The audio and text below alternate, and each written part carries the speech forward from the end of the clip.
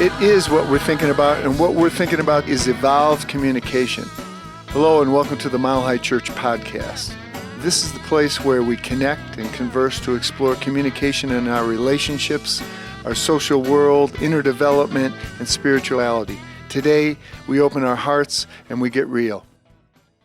My name is Dr. Barry Ebert. I'm one of the associate ministers at Mile High Church, been the youth director for many years, and it's a real honor for me to be hosting this podcast, bringing different folks in to talk about evolved communication and how we can do a better job of talking to ourselves, talking to each other, and talking to people in the world.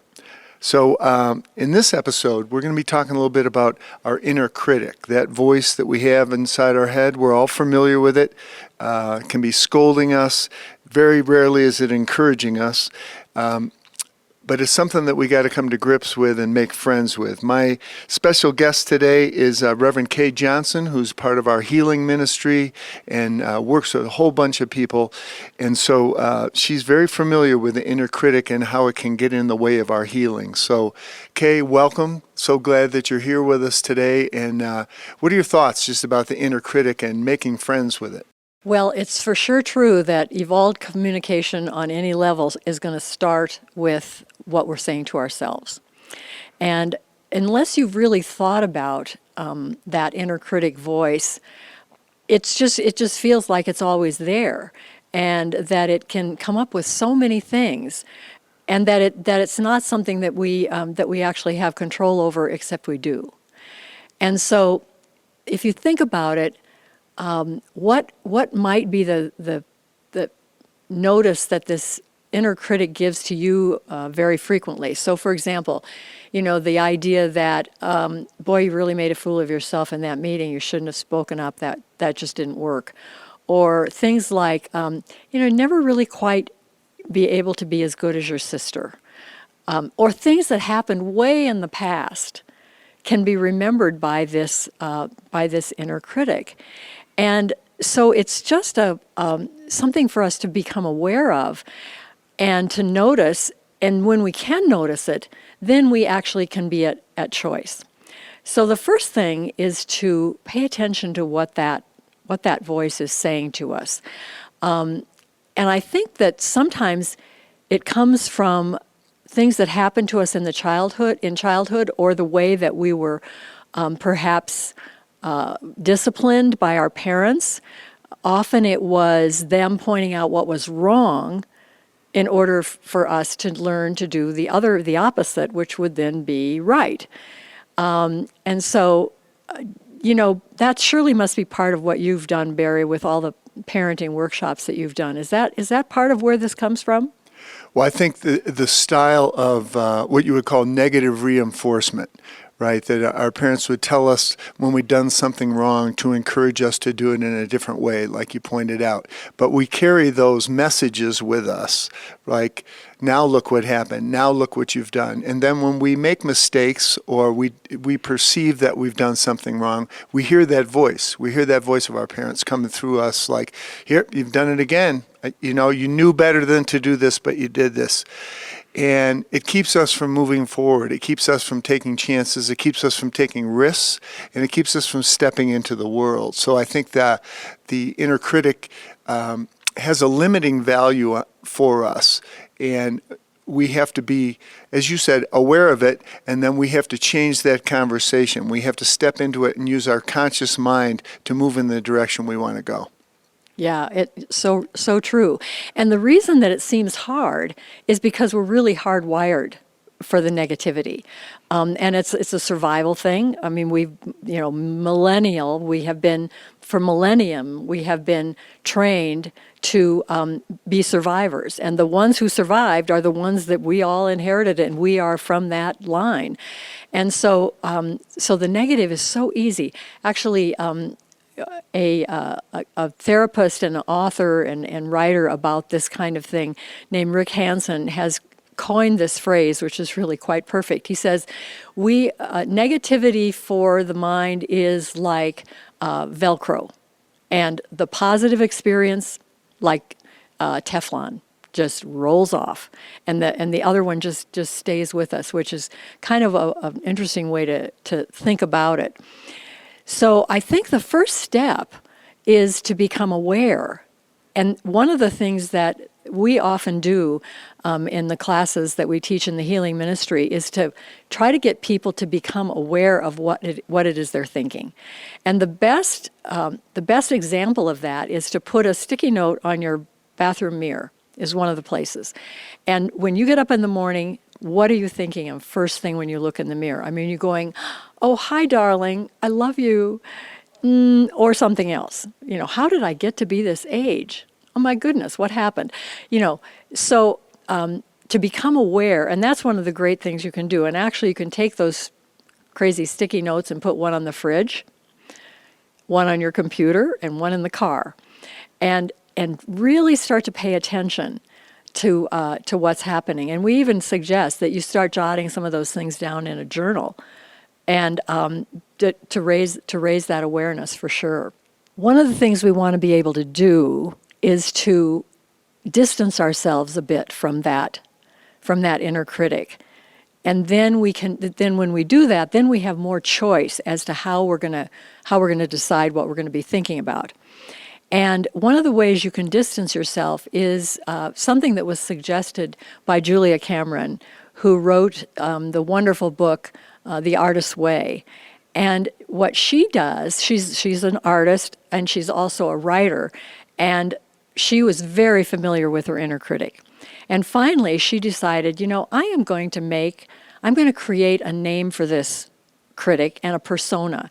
And so she did. And so the name she created was Nigel. So Nigel was a British interior designer for whom nothing was good enough. And so Nigel would, be critical of her. And when she would recognize that the inner critic was really going to town, she would say to herself, Nigel is here. How interesting. Hello, Nigel. Yes, I hear you, but we're moving ahead here. So you don't want that inner critic driving the car. It's sort of like a person who sits in the back seat and is always telling you how to drive. We've all had that experience. You want to keep that person in the back seat. They're not going to be the driver. So I decided that I would create a persona myself for my particular inner critic, who is fond of saying, deep down, you really don't quite have what it takes. You're really not quite good enough.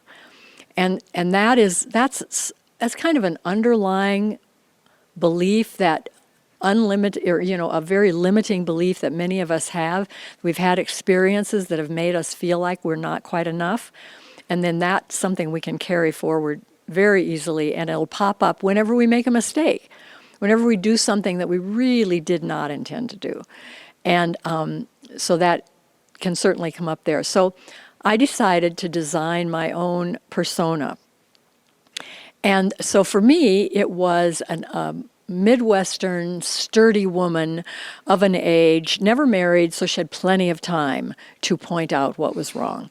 And I call her Nagging Nellie. I guess it starts with an N still, just like Nigel, but that must be a coincidence. Anyway, and I see her, I visualize her hanging up wet laundry outside with old-fashioned clothespins and even the huge wet sheets. And do you know how heavy wet sheets are? I mean, they really are heavy. But she is tough. But I decided I could befriend her as well. So I threw her a boa, thinking, just lighten up a little bit, Nellie, and just stay in your spot. So, Barry, I'm going to tell everybody that you wrote that song that we play at the beginning of this podcast, which I love. It's always been one of my favorites. So what about you as an artist starting on a creative project? What about your inner critic? Well, I think a lot of it has to do with interrupting our patterns of negative thinking, because we kind of go down roads, and this is part of the thing that you're referring to too. We kind of get into a loop of negative thinking, which keeps us from moving forward. And one of the things as a writer, whether I'm writing columns for a magazine, I'm writing songs, is you've got to start with a sloppy copy. You've got to start with something that's not that great, but you're sitting down and you're doing it. And then you're going to edit it and you're going to make it better. But if your inner critic keeps you from starting, that's the thing that you have to be aware of, right? When you're going back and editing, that's a different thing. But you've got to get yourself started, and you've also got to work on your inspiration and have the courage to just keep going. And your critic who's holding you back, you have to not allow it to interrupt your patterns. You know, that great book, The War of Art, is about resistance, right? Stephen Pressfield. It's about resistance and all the thing that keeps you from doing your work as an artist. And I think that that's the thing that's been important to me, is just realizing this is just resistance. My mind's just making this up to keep me from getting to work and doing the work that I want to do. Sit down and do it. And I think interrupting our patterns of negativity, interrupting that critic that's coming to you, and you've got an idea and you're starting to work on it, and then that you can hear that critic, that negative Nelly coming in and going, you're not going to get that done. You don't have time to do that. You've got to interrupt that pattern of thinking and put yourself in the direction that you want to go. And I think part of what we're talking about here is the executive functioning of our conscious mind is stronger than that if we use it. If we use it, and we need to be conscious of it and move forward with it, and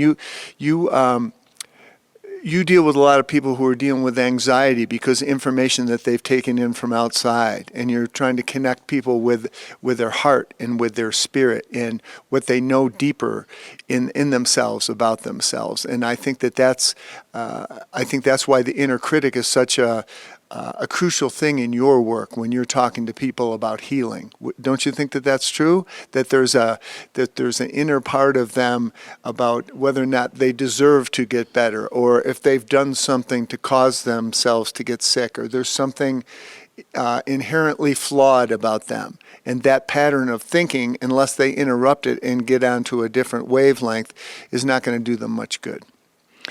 It'll actually keep you stuck. That's what the inner critic can do that's so damaging. It can actually keep you stuck so that you don't want to move or do anything. And so often when in the kinds of people that you've described with a diagnosis, that is a feeling that you can have, is that you're very stuck and that you don't know what to do, and everything seems incredibly negative. And so one of the things in a really serious situation like that is to be able to actually enlist some self-compassion, to be able to, and I want to make this so okay for everybody, to say to yourself the way you would speak to a good friend, and just say, this is hard. This is really hard. And let that be okay. In other words, just acknowledging that you're in that spot where things are hard, they're not going well, you've done something that you wish you could take back, or else you just don't even know how to move forward in this moment.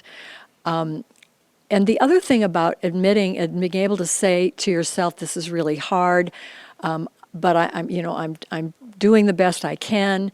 That's the kind of thing you would say to a friend. You're doing the best you can. And you know what? Things will get better. Things will move ahead. Those are statements of compassion that we really owe to ourselves. The other thing that I'd like to just point out to everybody is that, you know what? Everybody has stuff like this. We think some people have it all together and are just operating perfectly. It's because it sort of feels that way, or it seems like that.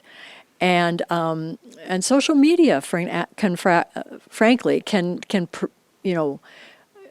promote that kind of idea. You see all this great stuff that other people are going and doing, and then you think, where am I in this? So, but the truth is, everybody has this stuff going on. Everybody, and that really makes us part of this being human. And again, when you can just take that kind of attitude, you go, okay, I get it. This is part of me, this voice, but it's not all of me. It's not even the best of me at all. Well, I think you bring up a good point about, in modern life, we have access to so much outside information that's coming at us of what other people are doing. We go through these political cycles where there is so much anxiety that's projected on us because of all the conflict. And we're taking that on, and that's working on us as well. And all this inside information, I think we have to balance that with just being able to be with ourselves and to be conscious of our own thoughts. And what is it that we're really firing on? What am I firing on today? If I've kind of got the blues about something, to just be able to sit down and go, what is it? What is it that I'm really following, the thread of my thinking that's causing me to feel so anxious or to feel so down or so separate? And I think being willing and being able to sit down and look at our thoughts, look at what we're thinking about. That idea that that what we're thinking about is really creating the scenes of our life, painting the scenes of our lives. And I got that when I was reading Emerson once, and he said, a person is what they think about all day long. And by interrupting our patterns and just trying to look at what is it that I'm thinking about now? And when you're dealing with a diagnosis or you're dealing with something serious in your life, it can take over your whole thinking, and you can miss all the beauty that's around you because you're not looking at it, because you're so mired into that negative pattern. And I think the idea of the inner critic keeps us from experiencing the joy that's available to us. So often what we're thinking about is either in the past, what did I do to deserve this? What did I do to deserve this diagnosis? Or what did I do that caused this whole thing to fall apart? Or we're thinking in the future, especially about how bad things could get. And so being in the present, which is part of what that acknowledgement is acknowledging this is how I'm feeling right now, then that can really stop us, and then we go, wait a minute, I'm at choice here. I really am at choice. Well, I think the thing that you brought up about things from our past is there are patterns in our thinking as well, patterns that take us down certain roads, and I think that being more conscious allows us to break those patterns and not stay in them for so long. Because that habitual way of thinking that this always happens to me, or whenever I start something, this happens. Whenever I get into a relationship, this always happens to me. If we can break those patterns in our thinking and realize, I've just bought into this narrative about myself. It's not necessarily true. Is this true about me?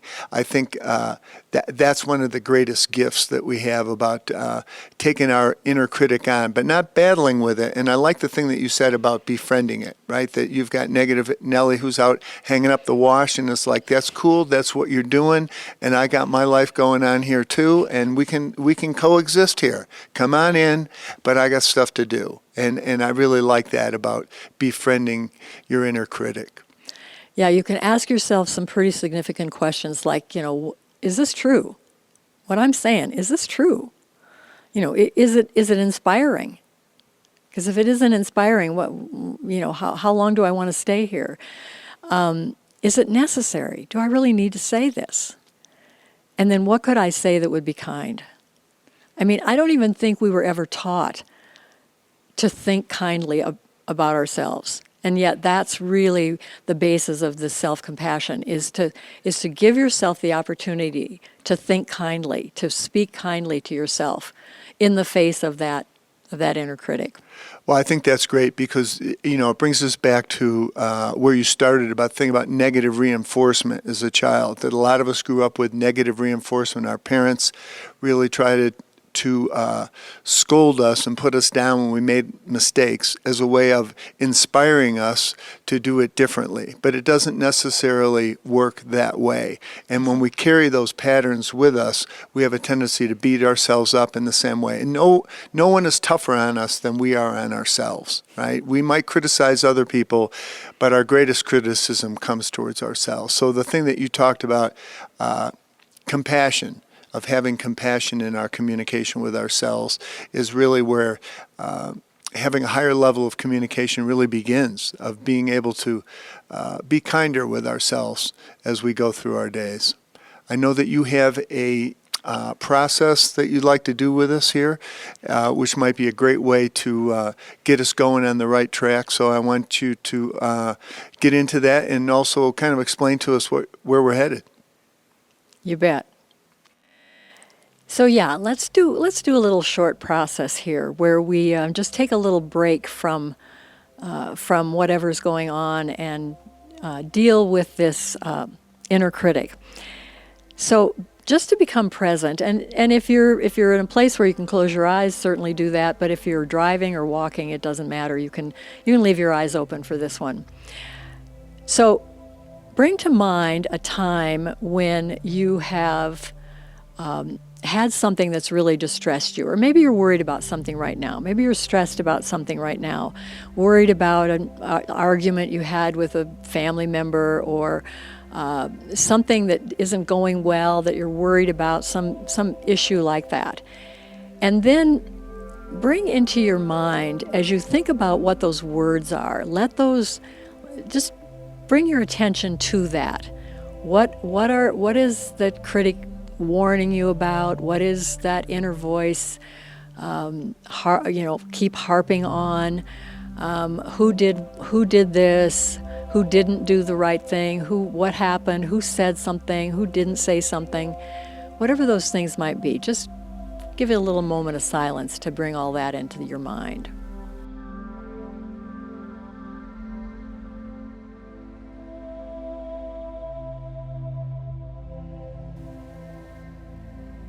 So then as you're reviewing that, let's give that voice a name.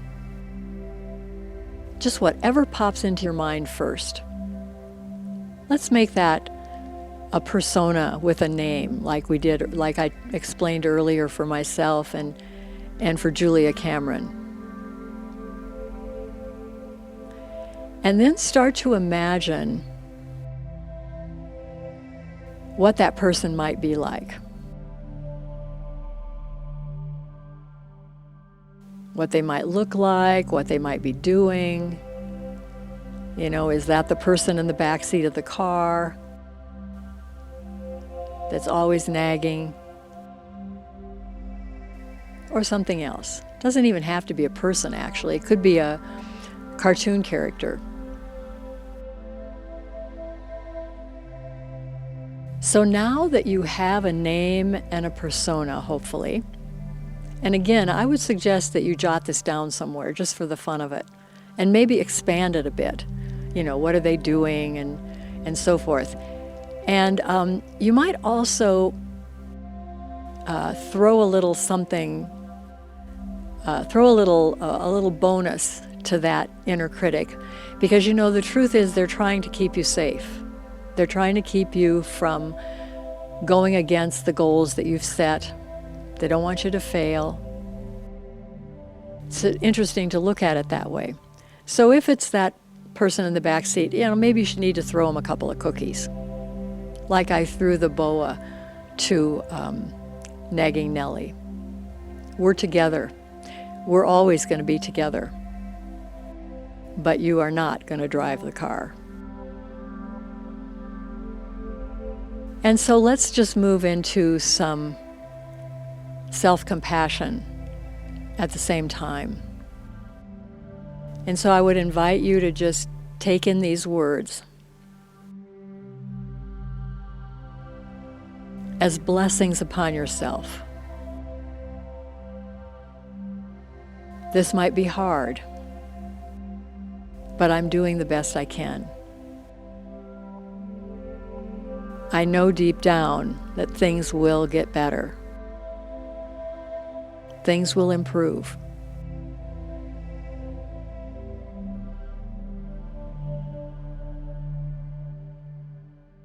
And I know that I can be happy, that I can be blessed, that I am certainly one with the universe, one with all of humankind, and each one of us is a divine child of God. And for that reason, I am blessed. I am happy. I am held. And all is well. And so it is.